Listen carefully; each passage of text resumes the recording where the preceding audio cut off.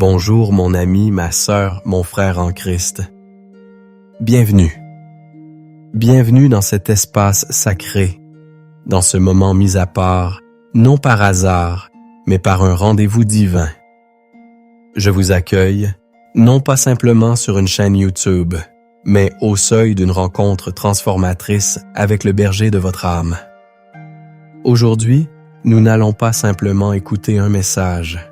Nous allons nous immerger, corps, âme et esprit, dans la vérité intemporelle et restauratrice du psaume 23. Le titre de notre rencontre est une promesse en soi, prière du matin pour un repos total.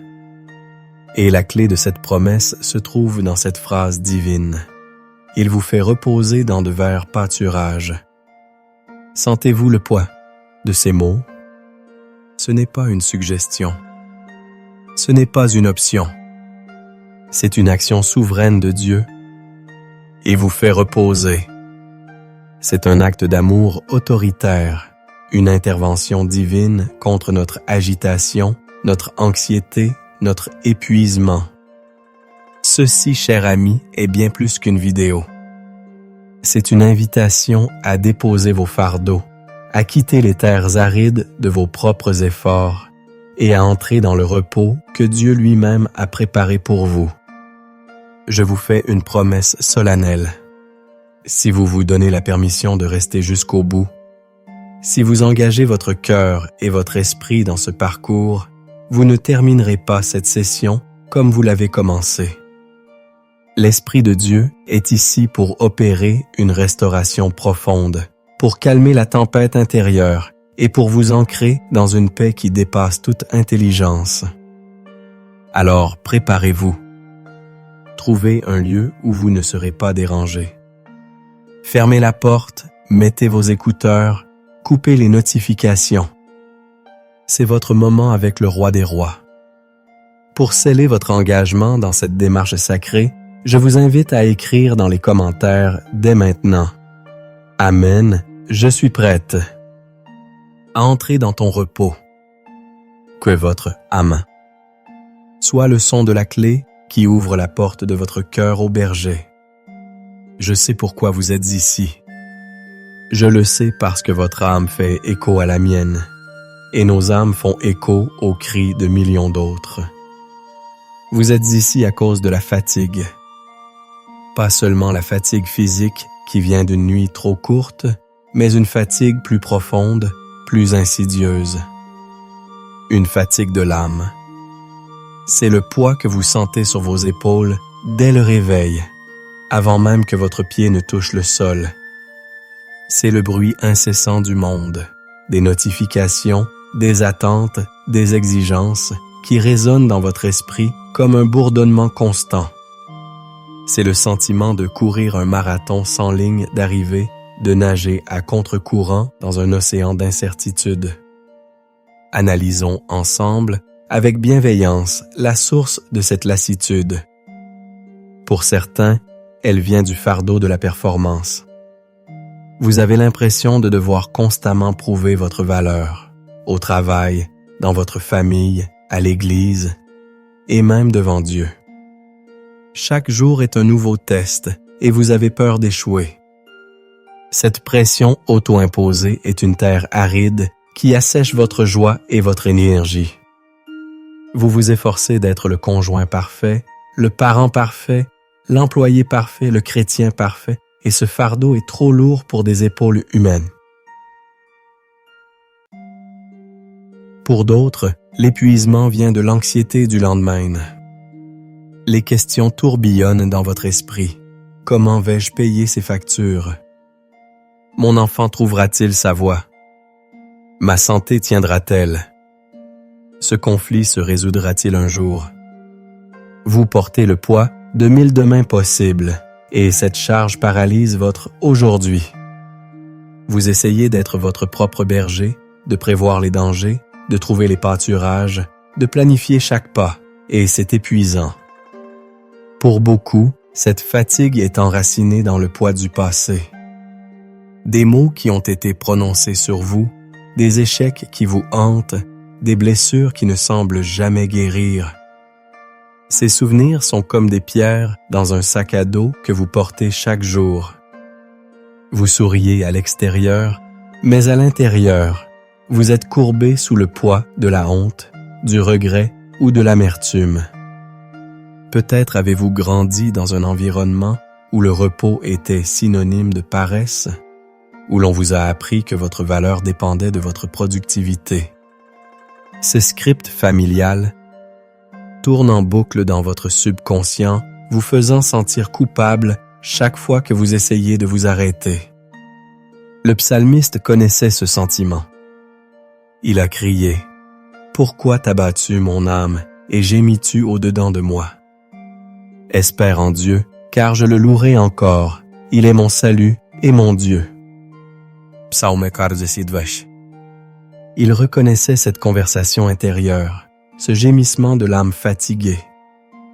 Et puis, il y a la fatigue spirituelle, la plus subtile, la plus dévastatrice.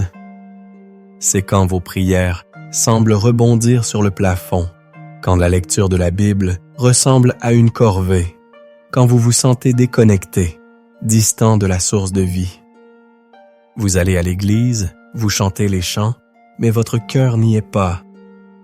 Vous êtes une brebis qui s'est éloignée du berger et vous errez seul, vulnérable et épuisé. Vous avez cherché du repos dans le divertissement, dans les réseaux sociaux, dans le travail, dans les relations, mais tout cela ne vous a offert qu'un soulagement temporaire, comme boire de l'eau salée quand on a soif. Le repos que votre âme réclame ne se trouve pas dans une destination de vacances ou dans une journée de congé. C'est un état d'être, une confiance profonde et inébranlable que vous êtes en sécurité, que vous êtes pourvu, que vous êtes aimé. C'est cette tranquillité que l'on trouve uniquement en la présence du bon berger. Comme David le disait dans un autre psaume, « Oui, mon âme, confie-toi en Dieu, car de lui vient mon espérance. » Psaume 62. Votre âme est agitée parce qu'elle n'est pas en repos en lui. Jésus a vu cette fatigue dans la foule qui le suivait. Il a vu leurs âmes fatiguées, leur cœur chargé, et il leur a lancé cette invitation éternelle. « Venez à moi, vous tous qui êtes fatigués et chargés, et je vous donnerai du repos. » Matthieu 11:28. Cette invitation est pour vous, ce matin. Le berger voit votre épuisement. Il connaît la source de chaque once de votre lassitude. Et il ne vous condamne pas. Il vous appelle par votre nom et vous dit « Viens. J'ai un pâturage verdoyant pour toi. J'ai des eaux paisibles pour ton âme. Laisse-moi te faire reposer. » Pour comprendre la puissance révolutionnaire du psaume 23, nous devons nous transporter dans le contexte de son auteur, David. David n'était pas un théologien de salon. C'était un berger, un guerrier, un roi. Il connaissait l'aridité du désert de Juda, la menace constante des lions et des ours, le poids de la solitude et la responsabilité de guider un troupeau vulnérable. Quand il écrit « L'Éternel est mon berger », il ne s'agit pas d'une jolie métaphore, mais d'une déclaration de réalité existentielle. Le mot hébreu pour berger. Est roi. Iev roi. Cela signifie bien plus que celui qui garde les moutons. Le roi est le pourvoyeur, le guide, le protecteur, le guérisseur, le compagnon intime du troupeau. En une seule phrase, David transfère toute la responsabilité de sa vie de ses propres épaules à celle de Dieu. C'est le premier pas vers le repos total, reconnaître qui est le berger et qui est la brebis. Tant que nous essayons d'être notre propre berger, nous ne connaîtrons jamais le repos. Puis vient la conséquence de cette reconnaissance. Je ne manquerai de rien. Ce n'est pas une promesse de richesse matérielle dans le sens du monde. C'est une déclaration de confiance absolue dans la provision parfaite du berger. La brebis ne s'inquiète pas de savoir où elle trouvera de l'herbe demain. Elle suit simplement le berger, sachant qu'il la conduira à ce dont elle a besoin. Pour nous, cela signifie que nous ne manquerons d'aucune chose essentielle à notre bien-être spirituel, émotionnel et physique. Nous ne manquerons pas de grâce pour la journée, de force pour l'épreuve, de sagesse pour la décision, de paix pour la tempête. C'est une libération de l'anxiété de la pénurie. Maintenant, arrivons au cœur de notre méditation. Il me fait reposer dans de verts pâturages. Le terme Evivet un soft déchet, qui peut être traduit par pâturage d'herbes tendres. Ce n'est pas n'importe quelle herbe. C'est l'herbe fraîche, luxuriante, nutritive, qui satisfait pleinement. C'est une image de provision abondante et de satisfaction profonde. Mais remarquez le verbe « il me fait reposer ». Pourquoi? Parce que les brebis, par nature, sont des animaux agités. Elles ne se couchent que si 4 conditions sont remplies. Elles doivent être libérées de la peur, des tensions sociales avec les autres brebis, des parasites et de la faim. Le berger doit créer un environnement de sécurité et de satiété pour que la brebis puisse enfin se reposer. N'est-ce pas une image parfaite de nos vies? Nous ne pouvons pas nous reposer parce que nous sommes tourmentés par la peur, les conflits relationnels, les agitations intérieures, nos parasites, de pensées négatives et une faim spirituelle insatiable. Le bon berger, Jésus, est le seul qui puisse adresser ces 4 domaines. Il nous libère de la peur par sa présence. Il nous appelle à la paix les uns avec les autres. Il guérit nos tourments intérieurs par sa parole et son esprit. Et il satisfait la faim de notre âme parce qu'il est le pain de vie. Le repos n'est pas quelque chose que nous atteignons par nos efforts. C'est un don que nous recevons lorsque nous nous laissons conduire par lui dans cet environnement de grâce. Il me dirige près des eaux paisibles. L'Hébreu dit « même à nous chôtes », les eaux du repos. Une brebis ne boira pas dans une eau vive et tumultueuse par peur d'être emportée. Le berger doit trouver un endroit calme, un ruisseau doux, un étang tranquille. Dans notre monde bruyant et agité, le Saint-Esprit est celui qui nous conduit loin du torrent assourdissant des informations, des opinions et des distractions vers les eaux calmes de la communion avec le Père. C'est dans ce lieu de quiétude que notre soif spirituelle est étanchée. C'est un antidote direct au syndrome FOMO, Fear of Missing Out, la peur de manquer quelque chose, qui nous pousse à une consommation frénétique et épuisante. Le berger nous dit « Tout ce dont tu as besoin est ici, avec moi, près des eaux paisibles. Il restaure mon âme. » Voilà la promesse de guérison. Le mot hébreu pour « retourer » est shuv, qui signifie « ramener », « faire revenir ».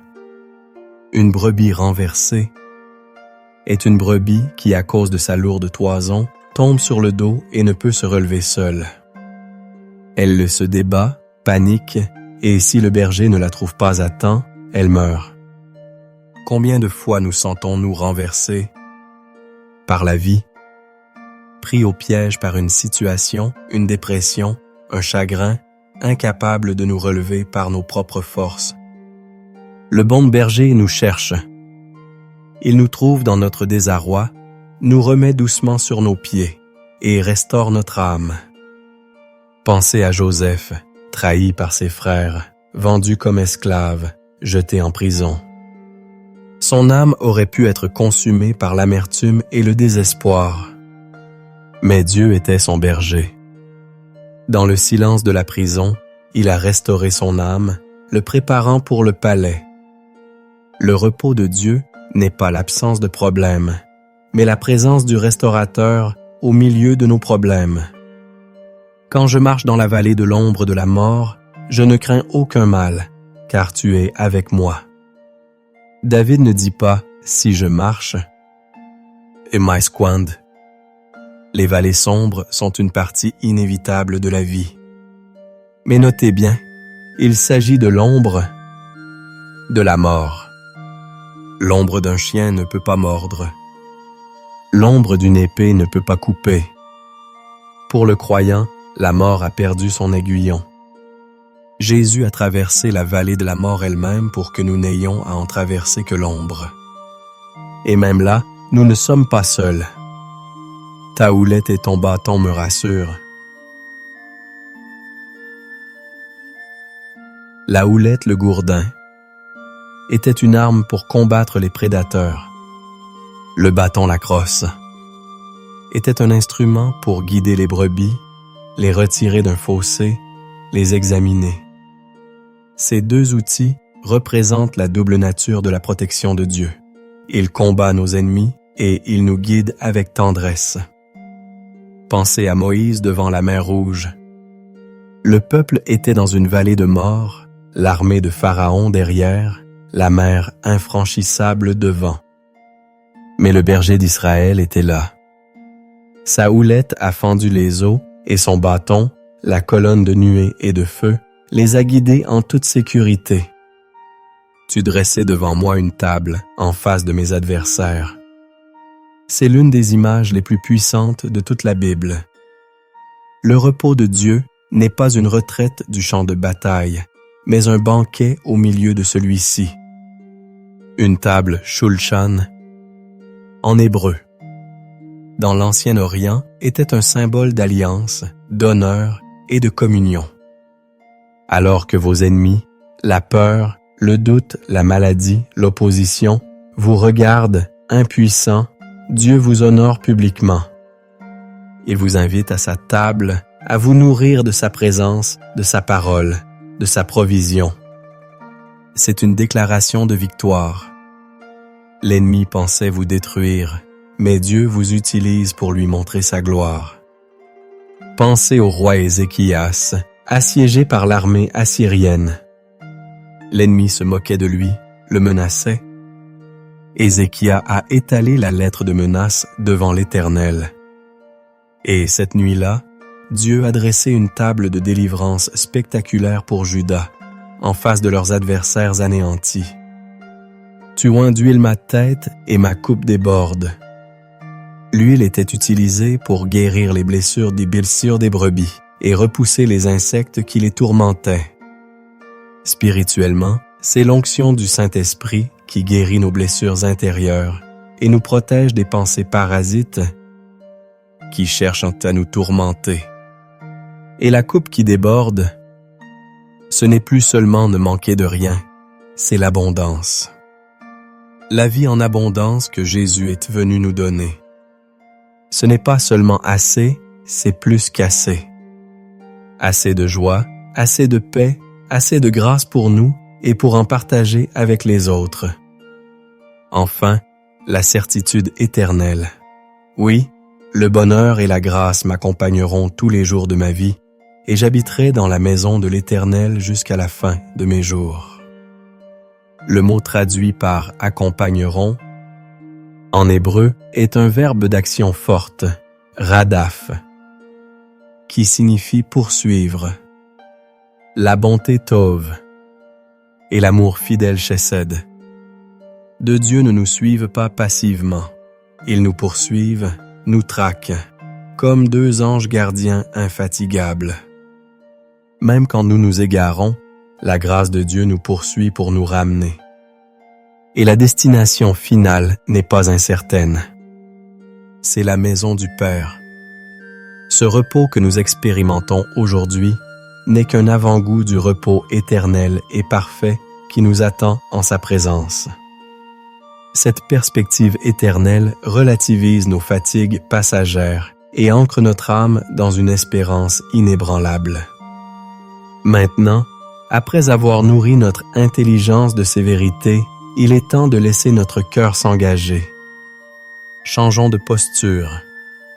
Si vous le pouvez, mettez-vous à genoux ou asseyez-vous le dos droit, les mains ouvertes, sur vos genoux en signe de réception. nous allons préparer notre cœur à recevoir l'œuvre profonde du Saint-Esprit à travers la prière. La première étape est la repentance. Non pas une repentance de condamnation, mais une repentance de réalignement.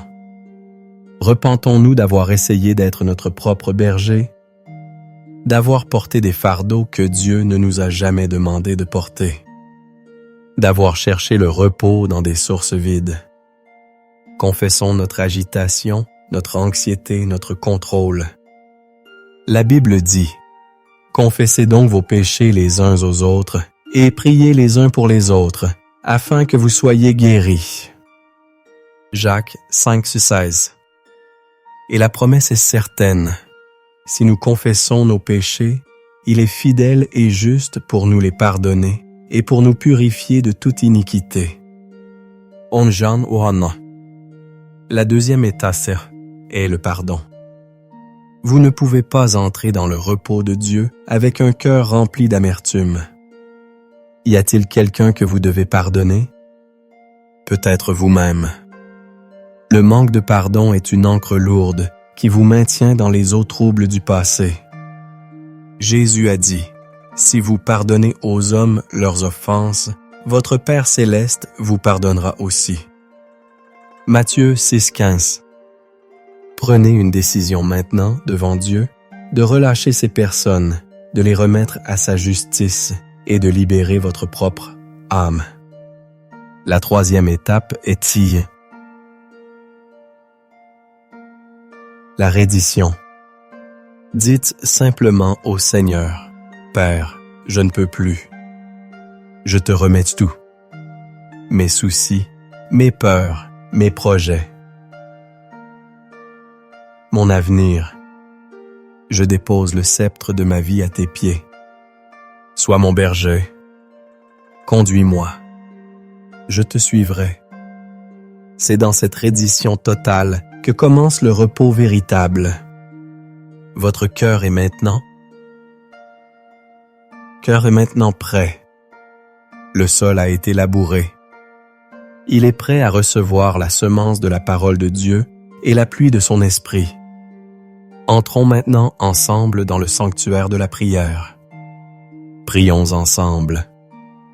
Père céleste, IHVH Roé, nous venons devant toi ce matin, non pas sur la base de nos mérites, mais par le sang précieux de l'agneau, Jésus-Christ, notre bon berger, qui a donné sa vie pour nous. Nous élevons ton nom au-dessus de tout autre nom. Tu es celui qui est, qui était et qui vient. Tu es le commencement et la fin. Nous te louons parce que tu es notre berger. Tu n'es pas un berger distant, indifférent, mais un berger personnel, intime, qui nous connaît par notre nom. Tu es notre lumière dans les ténèbres, notre salut face au danger, la forteresse de notre vie. Nous nous prosternons devant toi, le Dieu de David, d'Abraham, d'Isaac et de Jacob. Le Dieu qui ne sommeille ni ne dort. Le gardien d'Israël est notre gardien personnel. Nous exaltons ta sagesse qui choisit pour nous les verts pâturages. Nous magnifions ta tendresse qui nous conduit près des eaux paisibles. Nous célébrons ta puissance qui restaure nos âmes. Nous adorons ta fidélité qui marche avec nous dans les vallées les plus sombres. Nous nous réjouissons de ta générosité qui dresse pour nous une table et fait déborder notre coupe. Seigneur, reçois notre adoration, notre louange, notre gratitude. Tu es digne, ô Seigneur, de recevoir la gloire, l'honneur et la puissance. Amen. Père de grâce, dans la lumière de ta sainte présence, nous confessons nos fautes. Nous confessons notre autosuffisance. Pardonne-nous pour toutes les fois où nous avons pris les rênes de nos vies, pensant savoir mieux que toi. Pardonne-nous pour l'anxiété que nous avons nourrie, pour les soucis que nous avons chéris, pour la peur à laquelle nous avons donné une place sur le trône de nos cœurs. Pardonne-nous pour notre agitation, notre course effrénée, notre refus de nous reposer quand tu nous y invites. Nous confessons la fatigue de notre âme comme le résultat de notre propre errance loin de toi. Nous déposons à tes pieds le fardeau de la performance, le poids du passé, l'angoisse du futur. Nous déposons notre besoin de tout contrôler, notre orgueil, notre incrédulité. Lave-nous, purifie-nous par le sang de Jésus. Crée en nous un cœur pur, ô Dieu, et renouvelle en nous un esprit bien disposé. Nous nous abandonnons à toi entièrement, sans réserve. Nous choisissons d'être tes brebis. Nous choisissons de te faire confiance. Maintenant, par la foi en ta parole, nous proclamons sur nos vies les vérités du psaume 23. Je déclare que l'Éternel est mon berger, donc je ne manquerai de rien. Je déclare qu'il me fait reposer dans de verts pâturages et me dirige près des eaux paisibles. Mon âme, tu vas te reposer. Mon esprit, tu vas te calmer. Je déclare qu'il restaure mon âme. Tout ce qui a été brisé, volé, endommagé en moi, Dieu le restaure maintenant. Je déclare qu'il me conduit dans les sentiers de la justice pour l'honneur de son nom. Je ne marcherai plus dans la confusion. Je déclare que même quand je marche dans la vallée de l'ombre de la mort, je ne crains aucun mal, car tu es avec moi. Ta houlette et ton bâton me rassurent.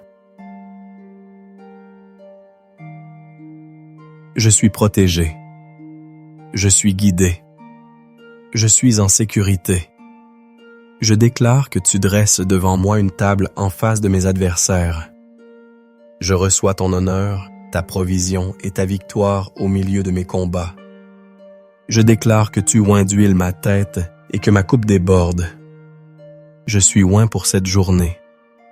Je marche dans ton abondance. Je déclare que le bonheur et la grâce me poursuivront tous les jours de ma vie et que j'habiterai dans la maison de l'Éternel pour toujours. Ceci, c'est ma réalité. Ceci, c'est mon héritage en Christ. Et au nom puissant de Jésus-Christ, nous nous levons maintenant pour le combat spirituel. Nous prenons le bouclier de la foi pour éteindre tous les traits enflammés du malin, ses flèches de peur, de doute et d'anxiété.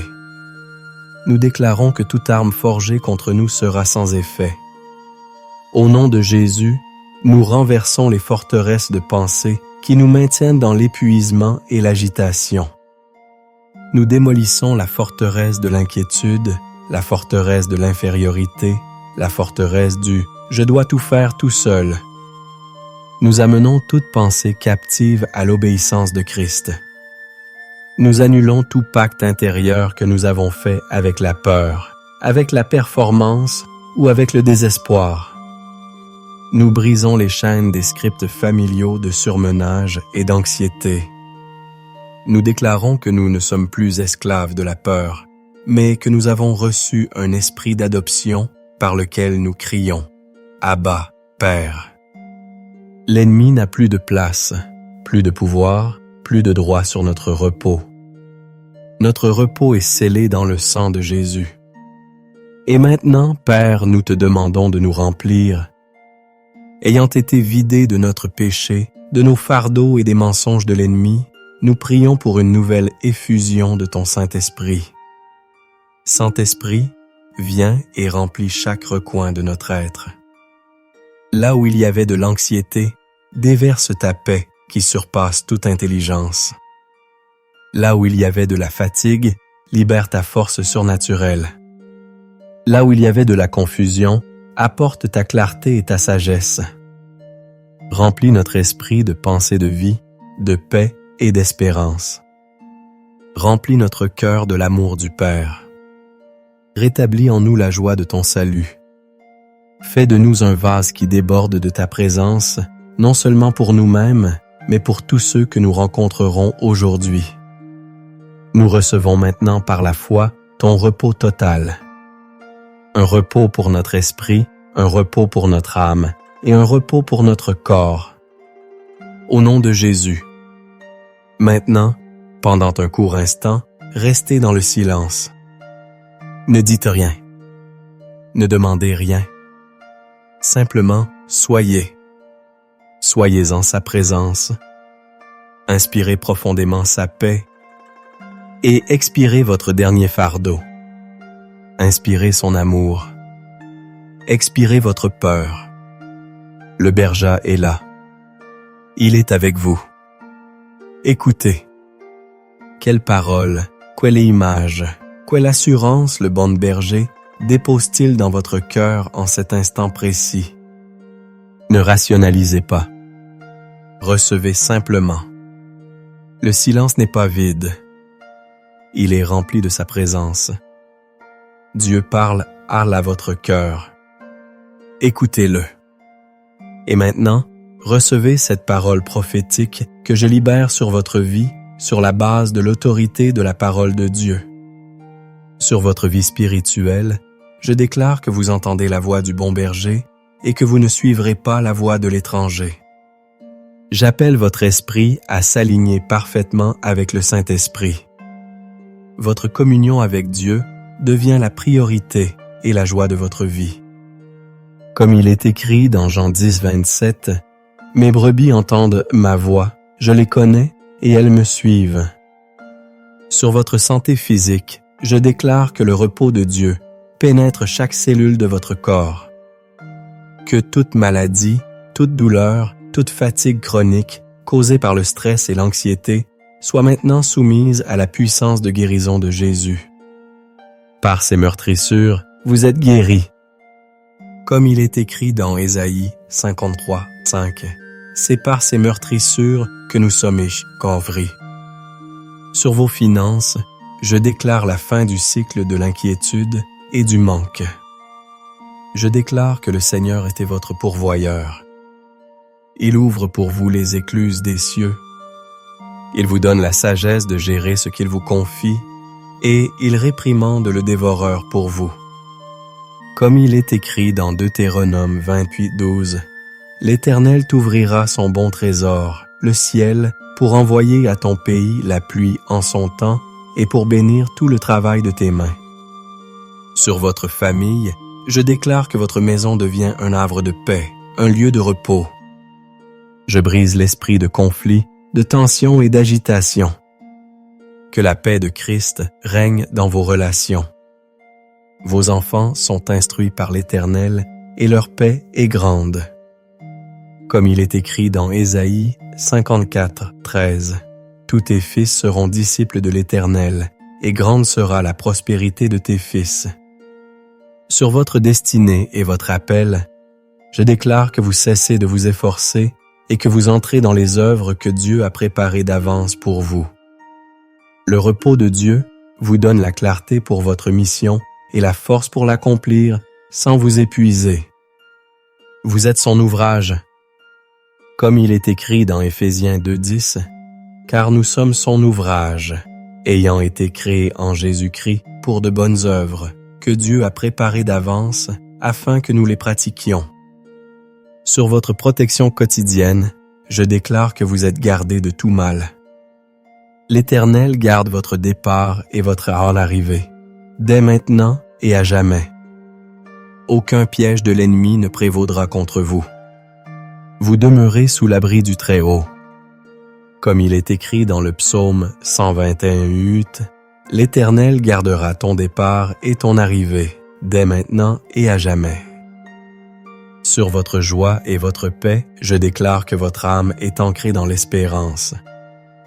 Que le Dieu de l'espérance vous remplisse de toute joie et de toute paix dans la foi, pour que vous abondiez en espérance par la puissance du Saint-Esprit. Comme il est écrit dans Romains 15:13. Et maintenant, recevez la bénédiction sacerdotale de Dieu sur votre vie.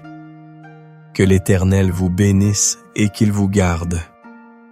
Que l'Éternel fasse luire sa face sur vous et qu'il vous accorde sa grâce. Que l'Éternel tourne sa face vers vous et qu'il vous donne la paix.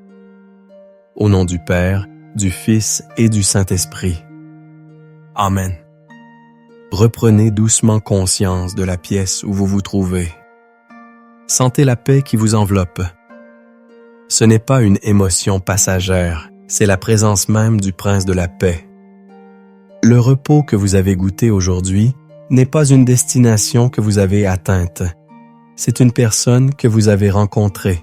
Jésus-Christ, c'est le bon berger. Ne laissez pas cette expérience rester un événement isolé. Faites-en un style de vie. Le repos n'est pas l'absence d'activité, c'est l'activité sans anxiété.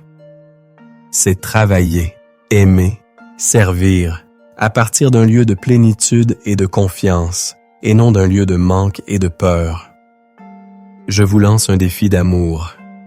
Engagez-vous à revenir à ce lieu de prière chaque matin pendant les 7 prochains jours. Ancrez votre âme dans ces vérités jusqu'à ce qu'elles deviennent votre réflexe naturel face au stress et à l'incertitude. Laissez le psaume 23 devenir la bande sonore de votre vie. Si cette prière a touché votre cœur, si vous avez senti le poids se lever de vos épaules, montrez-le. Cliquez sur le bouton « J'aime » pour que cet algorithme puisse proposer ce repos à d'autres âmes fatiguées. Dans les commentaires, écrivez simplement « J'ai été béni ». Votre témoignage encouragera d'autres personnes. Et si vous pensez à quelqu'un qui a désespérément besoin d'entendre ce message, partagez-lui cette vidéo. C'est un acte d'amour. Enfin, si ce n'est pas déjà fait, abonnez-vous à la chaîne et activez la cloche pour ne manquer aucune de nos prochaines rencontres sacrées. Je vous invite à continuer ce temps avec Dieu en explorant notre playlist de prières matinales ou de méditation biblique. Laissez la parole de Dieu irriguer votre âme tout au long de la journée. Allez maintenant dans la paix et le repos du bon berger. Vous n'êtes pas seul. Vous êtes guidé, protégé, pourvu. Vous êtes profondément aimé. Allez et vivez cette journée, non pas avec la force de votre propre main, mais dans la quiétude et la confiance que vous donne votre berger. Soyez bénis.